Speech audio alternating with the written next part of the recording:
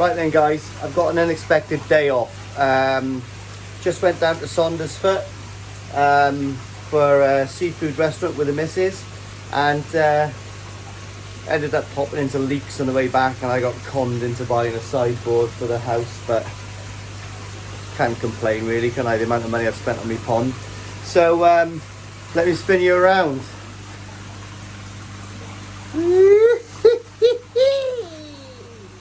So there we are guys, absolutely blown away. It looks absolutely everything I wanted. I've got more plants. I'm going to string more of these plants up there to stop all the splash, and some up there, but mate, do you know what I mean? I am buzzing. What I'm working on now guys is I've got a load more of this sandstone. So I'm going to do some dirty work now and then grind 5-inch basically you know, upstand all the way around there now. I may as well, because I've got it, if anything, just to get rid of it. So I'll do that, look nice and neat all the way around, and we'll see what we do from there, to be honest. But I'm still in two minds whether to paint this or to tile it. So you comment and let me know, but I think possibly tiling would be the way ahead. Do you know what I mean? I'll see how it looks. I'll place them there. I think it might look nice, but I think I'm going to do one layer of white metro tiles all the way around here, because it'll look banging on the white framework there, and then probably, you know, gloss, and or a line of gloss, a line of shiny, line of gloss, line of shiny, just to get rid of what I've got. I think I'm going to tile all of this, all of that. Not sure if I'm going to do that or just paint it, but possibly I'll tile it, because it'll get rid of all of that gunk in the other side there. And I'll see what else I'm going to tile. I don't know whether I'm going to get around to tiling all of that. Not sure if it's worth it, but I might do. And I might acetone all the pipes to get all the pipes cleaned up. I know it sounds crazy and everyone's like, what the hell are you doing? But love being in here. It's a bit of fun. Got to paint all of this, fill in some holes, paint all of this. I've got to take all of this electrics off, and I've actually got a spray gun, so I'm going to spray and paint all of that. I've still got to seal in all the sides here, so I've still got a load of stuff to do. I'm going to see how this ceiling gets on, but there's a possibility that I'm going to be covering that. But the fish are buzzing, guys. And what I have done is got my auto feeder set up, and it's on a real limited amount for the amount of fish I've got here, to be honest. So I've set that to feed for basically a minute over 6 feeds, starting at 6 AM in the morning, finishing at 6 PM at night. That's been going off for about 2 days now. I've been keeping my eye on the water, and the water, there's absolutely no ammonia or nitrate in there yesterday. My KH is about 4. My pH over there, as you can see, is 7.2, and the temperature is 18 left. All right. So at the moment, everything is working hunky dory. And what I've done basically, yeah. So basically, moving the koi in here, I worked out in my head for hours. So what I decided to do was fill the pond up with tap water. I use this good product. It's called Fish Protect from Colombo. It's a good bit of kit. Removes chlorine. It's got a protection for fish. Restores like condition of the water and all that kind of stuff. And this bottle it could have done this pond 3 times over. It's mega, right? So so what I've done is filled the pond up pretty much to the brim with tap water, dechlorinated it, because I want to try to get the volume with that meter.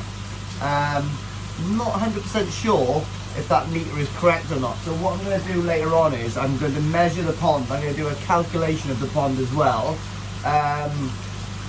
And I'll put the two figures together, and I'll work out if they actually make sense. But that meter was quite a cheap one from eBay, and I was talking to Andy from Finch Filtration Systems, and he was like, you know, because it's a cheap one, it might not be that accurate. But anyway, going back to the fish getting transferred over. So filled that up to the brim, left it running for a day, dechlorinated it obviously, left it running for a day, dropped a little bit of the water, filled it up with hot water from the tap, dechlorinated it again, put some, got it up to temperature, which was 18 degrees, put some biogel in it, put to the BSP gel, is it? Yeah, BSB gel in it as well. This stuff stinks to high heavens. Kind of almost smells like my missus' thong after it's come out of the microwave for 10 seconds. If you do put thongs in the microwave, make sure they haven't got any metal, the little frajazzle things, because it's not very good for your microwave. I've learned that from the past. But yeah, that stuff stinks. Let's have another smell.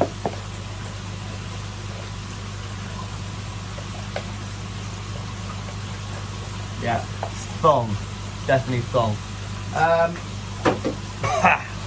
Anyway, put some of that in, recommended dosage. I'm going to be putting that in once a week now, just to keep it topped up for a little while.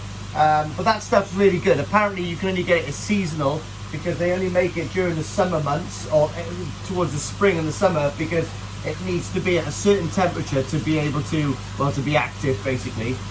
Also put some of the Pure Pond bombs in there, little black balls. They're still going good in the bio chamber. So I've done everything I can to sort of like introduce as much goodness into the filtration system and to the water as I can. What I done then is, when the water was up to temperature, I got all the fish, put them in, absolutely fine, and I rigged up my pump from the quarantine pond, which is 500 gallons, and basically just plumbed it over here and got all of that water into the pond, because obviously that is mature water. There was no nitrate readings on that. It was lovely. That went in to try to kick-start the rest of the system. I bubbled up the Easy Pod, so I bubbled that up for a good 10-15 minutes. All the water then I drained into the quarantine pond whilst I was pumping it out, so all of that pooey crap water went into the pond. I was told to do that by someone in the know, just to get the bacteria and the filter going again. Obviously it clouded up the water a little bit that night, not an issue, I was going to go to bed anyway.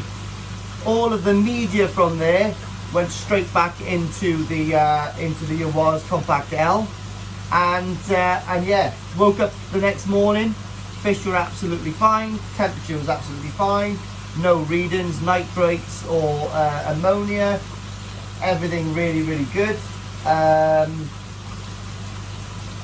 So from that point on, I left it for another day.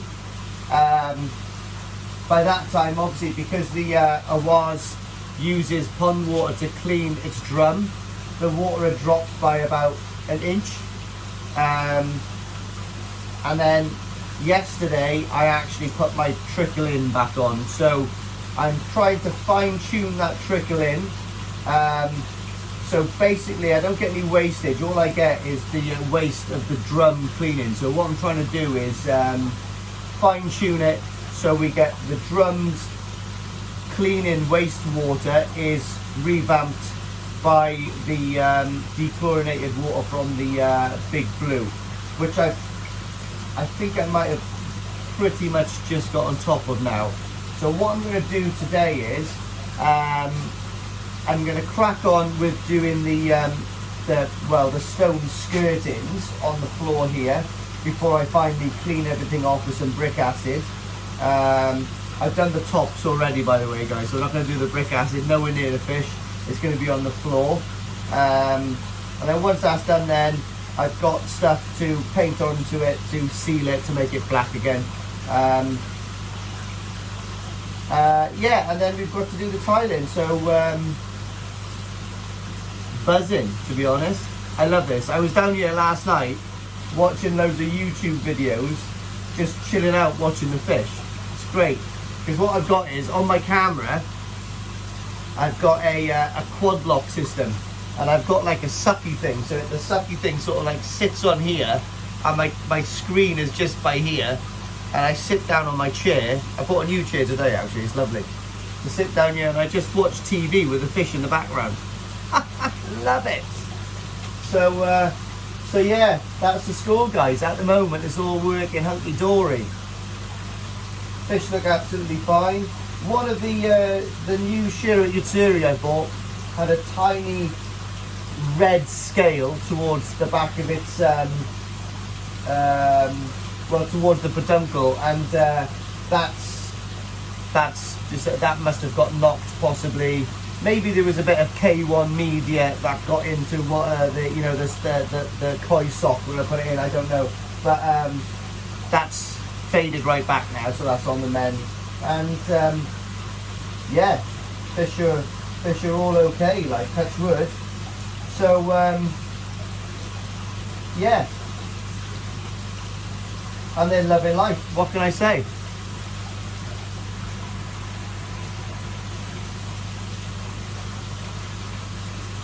They love it in here, guys. As soon as they see me in the other mirror, in the other window, walking here, they're all just here bubbling away. You give them a tiny bit of feed. So you'll see them now in a minute, and they'll come up to feed in that corner once they've realised there's some food up there. But what I have got coming as well, guys, is I've got, there we are, what a brilliant area as well to actually, you can inspect the koi all the way around their bellies, everything there.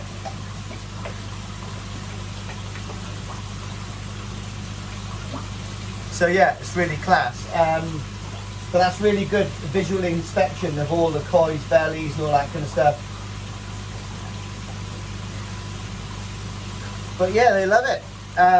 What I have got coming, guys, is I've got stainless steel posts come in for here and here, and I've got like a 5-inch glass border to go all the way around here, because obviously when they're fighting for food there, you never know, one could well jump out. And unfortunately, Danny from Danny's Koi Pond have that exact problem.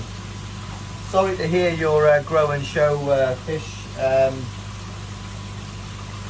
it jumped out, mate, but what can you do? Like, you know, don't hit yourself up. It is what it is. I've actually had 2 fish jump out of my pond last year. That's probably before I knew much about water parameters, and they probably weren't very happy in the water. But one of the fish I actually saved, I looked back on my camera and it had been out of the pond for about half an hour. Come back from work and it was just like on the patio. I got to whip it as a dog, and I think you could just see her sniffing it, and she wasn't interested in the fish, so put the fish back in and it was fine. I've got a funny feeling it was that one, that there. I did have another fish though that jumped up onto the polycarb through a small gap, and yeah, that one passed away. I think that one was out of the water for a bit longer, but it's all a learning curve, guys, all a learning curve. Right, let's get on with some work. There we are then, guys. So that's what I've come up with. They just need to be, you know, bonded in. It looks quite nice all the way around. Haven't done this area though, because I've got this pipe work which is a bit low. You know, I've got enough to do a thinner section. But we'll see. What I could do is, you know, cut a section down there, just for my own peace of mind. Yeah, might do that now actually. Let's not give up on myself. Right, there we are, guys. So I've cut all of these slates all the way around, 5 inches high. Just, I had to do it 5 inches high because I had to clear, well, be underneath those 2 clips, you know, for the pipes. Would have preferred 6 inch, but that looks just as nice all the way around. So I had to cut it a little bit lower underneath there, and then we've just kicked up by there. So Oh, that looks not too shabby though. It is what it is. And this is what I've got, guys. So my plan is, in fact, let me, yeah guys, so what we've got here is, basically, I've got a load of these Metro tiles left. So these are white ones. I don't know if you can see from here, but because all of this is white, what I'm considering doing is putting a white flash. So the top one will be started with white, or white all the way around, so it kicks into all of this and around that side. And then right here, guys,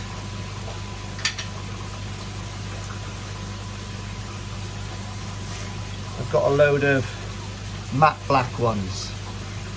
Got loads of these, which I could probably do at least half of all of the work I need to do with this. But what I'll do is in B&Q, so these are from a company called Tile Mountain online.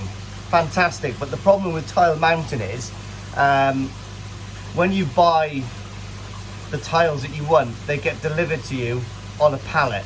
If you get one box of tiles, it's still delivered on a pallet. And I can't remember how much it was, but the delivery is quite a lot. Obviously, if you're buying half a ton of these, it's banging, but I'm not going to be ordering matte ones of these. But in B&Q, you can get gloss ones. So it's a really nice, compromise. So what I'm going to do is, obviously we're going to put the white ones on first of all.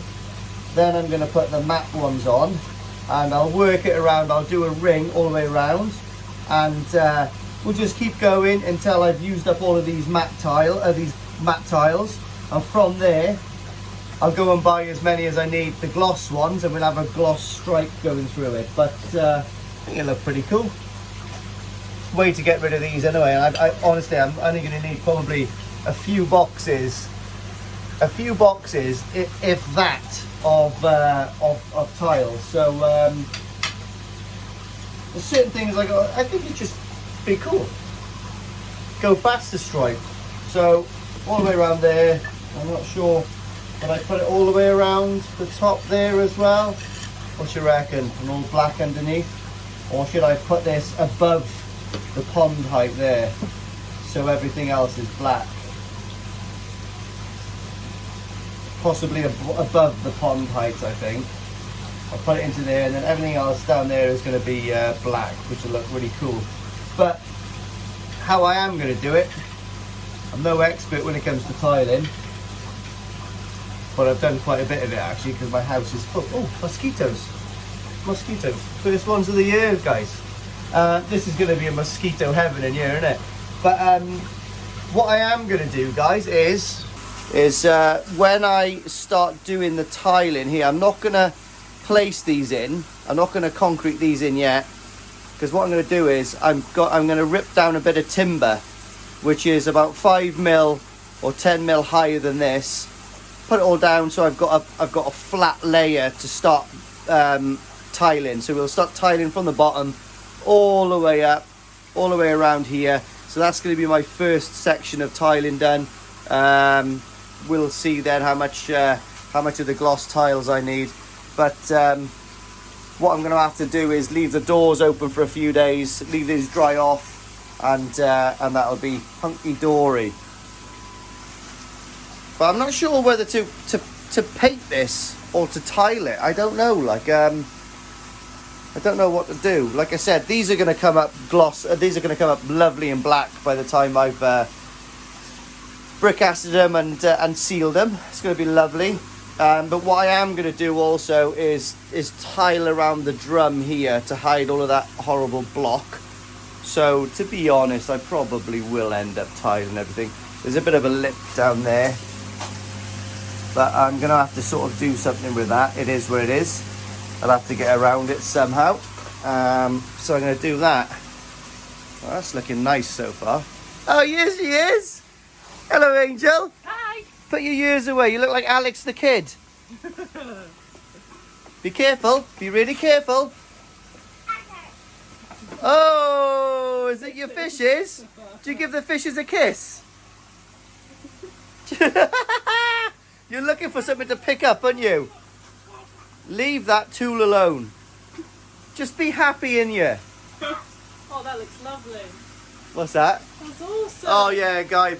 By the way, guys, I put a little ring light up there to hold my camera, or my phone, I should say. No. You happy? You are a terror. Well, say cheese. Say cheese. No, he's too busy.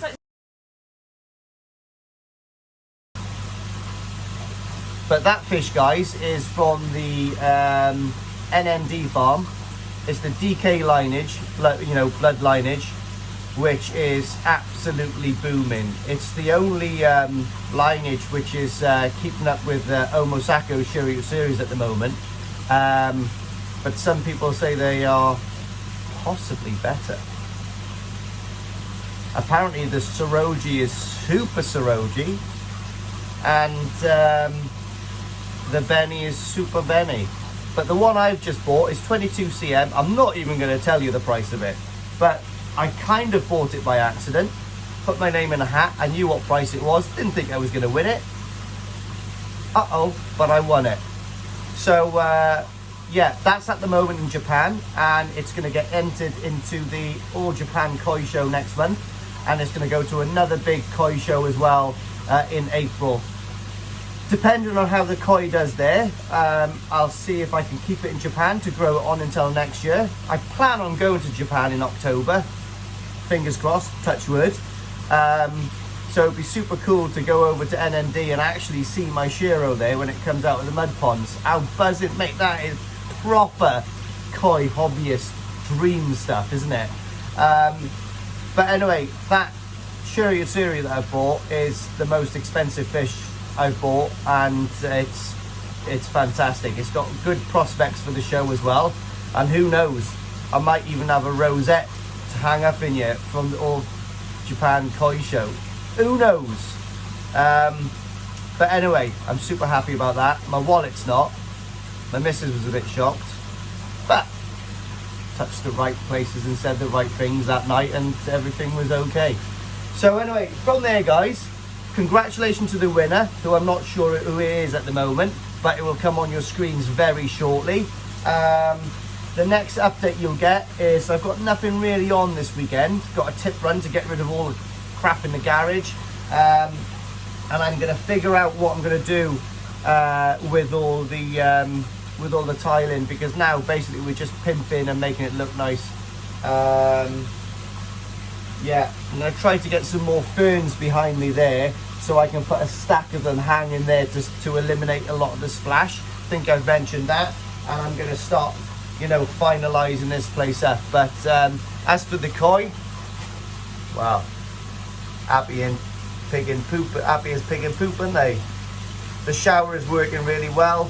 I am going to come down here later on and do another couple of pond parameters, which I am going to do pretty much every night now for the next week at least, just to keep an eye on how much feed I'm going in. But the feed is good. It's good. Our fish look happy. They absolutely love this. And since I've had this, guys, they've become a lot more placid and timid. Like, well, I can actually. There we are. They actually come up quite well now, and you can sort of touch them. Oh, hello. Oh, look at you. So, yeah. See this little kahaku we've got here? Right? This little one by here was one of the, I think it was the, am I pronouncing it right? The Hodgkin grow and show that exclusively koi done.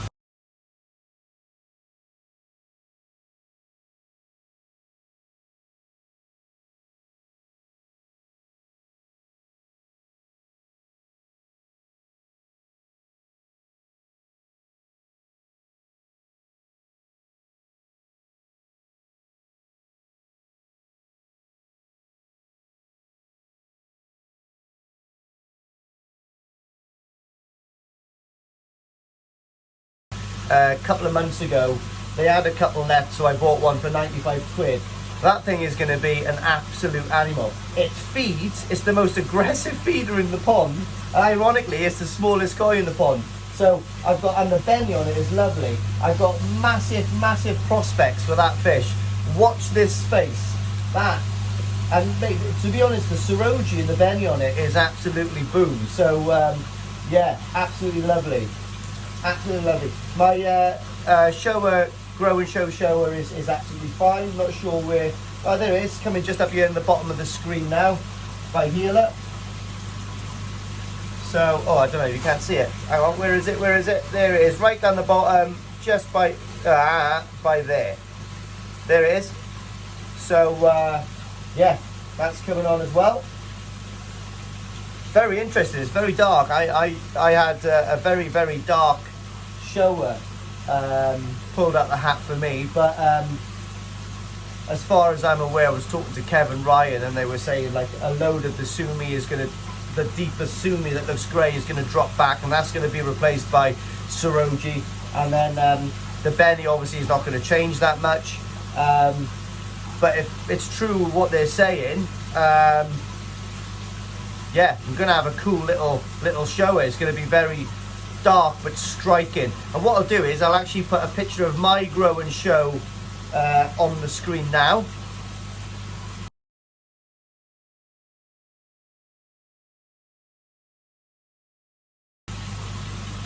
Yes, that's mine, guys. It's a bit daunting because it doesn't look as nice as a load of the other people's that I've seen there, but who knows, a shower can change a lot, and I have been looking at some Danichi shower on another website, and I think it's called the Super Monster Bloodline from Danichi.